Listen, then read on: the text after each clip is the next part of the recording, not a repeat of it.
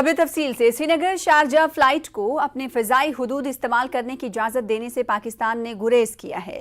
पाकिस्तान ने श्रीनगर शारजा के बीच बराह रास्त परवाज के लिए अपनी फ़िज़ाई हुदूद के इस्तेमाल की इजाज़त देने से इनकार कर दिया है। याद रहे कि वज़ीर दाखिला अमित शाह ने गुज़िश्ता माह अपने दौरे जम्मू कश्मीर के दौरान गो फर्स्ट एयरवेज की कम लागत वाली फ़्लाइट का इफ्तिताह किया था। सरकारी ज़राए के मुताबिक शहरी हवाबाजी, उमूर खारजा और दाखिला उमूर की वजारतों को इस पेशरफ से आगाह कर दिया गया है। अब श्रीनगर शारजा फ्लाइट के मुस्तकबिल पर सवाल उठ गए हैं। ये खदशा है कि इस फ्लाइट का भी वही अंजाम होगा जो 2009 में श्रीनगर दुबई फ्लाइट का हुआ था। मुसाफिर कम हो जाने और पाकिस्तान की तरफ से फ़िज़ाई हुदूद के इस्तेमाल की इजाज़त ना मिलने के बाद तब भी श्रीनगर दुबई फ्लाइट को बंद करना पड़ा था। वहीं श्रीनगर शारजा फ्लाइट को पाकिस्तानी फ़िज़ाई हुदूद के इस्तेमाल की इजाज़त ना मिलने पर महबूबा मुफ्ती ने मरकज़ी हुकूमत को निशाना बनाया है। जम्मू कश्मीर की साबिक़ वज़ीर आला ने ट्वीट किया है। उनके मुताबिक ज़रूरी ग्राउंड वर्क किए बिना फ़्लाइट को क्लियरेंस दी गई। इन्होंने लिखा कि हैरान कुन बात है कि हुकूमत हिंद ने बैनुल-अक़वामी परवाज़ों के लिए फ़िज़ाई हुदूद इस्तेमाल करने की पाकिस्तान से इजाज़त हासिल करने की ज़हमत भी गवारा नहीं की। श्रीनगर में अमित शाह के हाथों फ़्लाइट के इफ्तिताह को इन्होंने PR स्टंट और दिखावा करार दिया।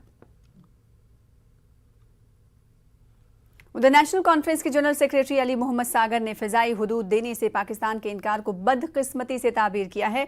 इस मामले पर न्यूज़ 18 उर्दू से बात करते हुए सागर ने कहा कि ऐसा पहले 2009 और 10 में भी हो चुका है। तब NC की क़यादत वाली हुकूमत ने दुबई के लिए परवाज़ शुरू की थी। सागर कहते हैं कि उन्हें उम्मीद थी कि अब की बार पाकिस्तान ऐसा नहीं करेगा। अली मोहम्मद सागर के मुताबिक पाकिस्तान के इस इक़दाम से कश्मीरियों को तकलीफ पहुंची है। अल्टीमेटली कश्मीरियों को नुकसान है, लेकिन अब इसमें दूसरा पक्ष अपना एक दलील देगी। उस वक्त 2009-10 में भी उन्होंने कहा था, तो आज भी वो एक दलील देंगे, ठीक या गलत, राइट और रॉन्ग, एक दलील देंगे अपने डिसीजन को जस्टिफाई करने के लिए।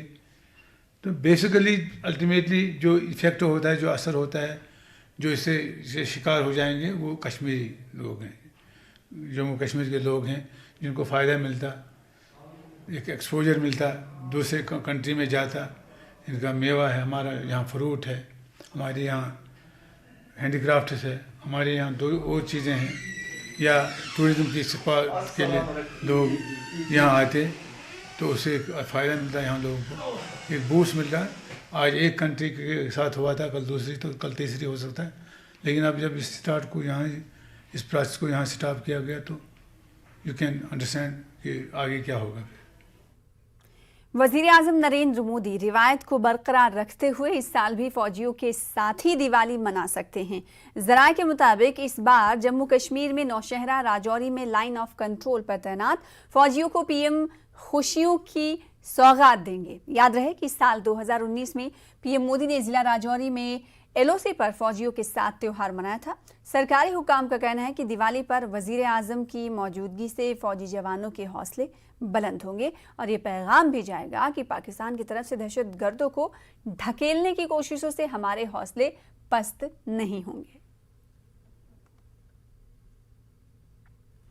Army chief general MM Naravane Jammu खित्ते के दौरे पर हैं। उन्हें ताज़ा सिक्योरिटी सूरत हाल पर ब्रीफिंग दी जाएगी। इस दौरान आर्मी चीफ ऑपरेशंस के हवाले से तैयारियों के बारे में अपडेट भी लेंगे।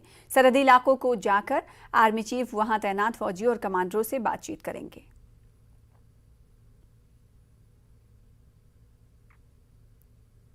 GOC 15 को लेफ्टिनेंट जनरल DP पांडे ने GOC-V और सेक्टर कमांडर के हमरा शोपिया शहर का जायजा लिया। फौजी हुकाम ने शोपिया कस्बे में आवाम से बातचीत की।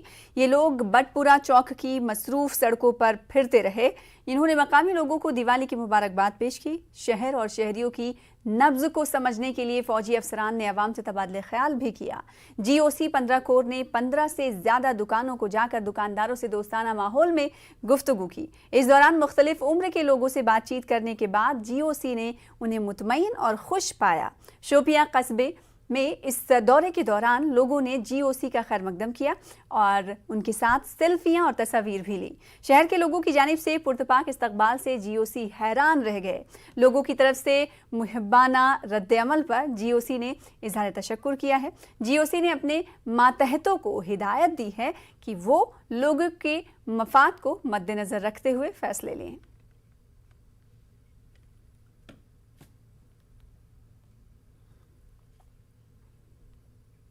پرمویر چکر ایوارڈ یافتہ میجر سومناتھ شرما کو آج یاد کیا گیا۔ سری نگر ایئرپورٹ پر میجر سومناتھ شرما وار میموریل پر اس ضمن میں ایک پروگرام کا بھی انعقاد کیا گیا تھا، جہاں پر شرکاء نے بہادر فوجی افسر کی یادگار پر پھولوں کی چادر چڑھائی۔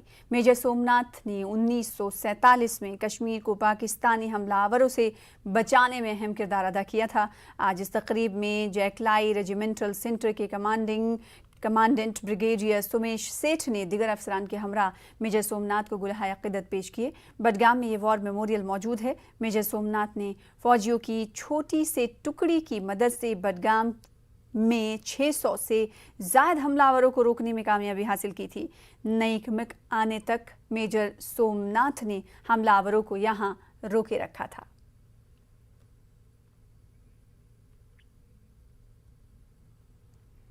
آگے بڑھیں گے۔ بانی پورہ کے بونی نار اونا گام علاقے میں مقامی آبادی محکمہ جنگلات کے خلاف سراپا احتجاج ہے۔ مقامی لوگوں کے مطابق جس زمین کو وہ صدیوں سے اپنے مال مویشیوں کو چرانے کے لیے استعمال کرتے آ رہے ہیں، اس زمین پر اب محکمہ جنگلات تار بندی کر رہا ہے۔